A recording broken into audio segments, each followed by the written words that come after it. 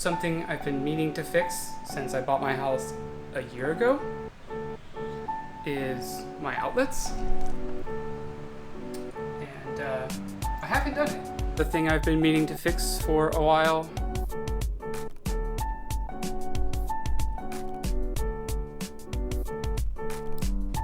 I'm here in my very not scary basement to turn off my electricity, which is also not scary at all.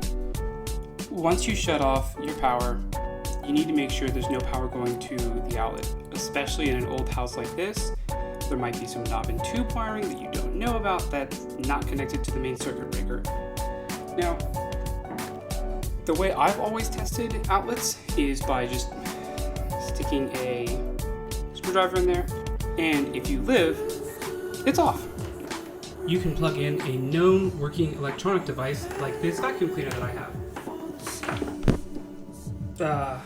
Like this computer monitor that I have. Like this. If none of those options sound like a good option to you, you can call an electrician. The first thing you should do is make sure you lose the tools you need for the job.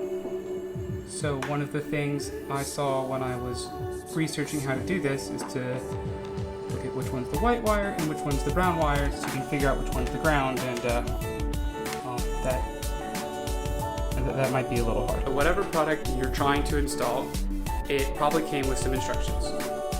Something like this.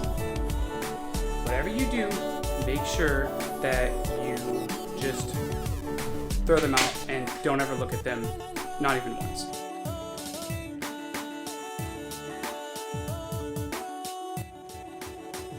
This is actually a lot harder than I thought when I skimmed through that Home Depot article.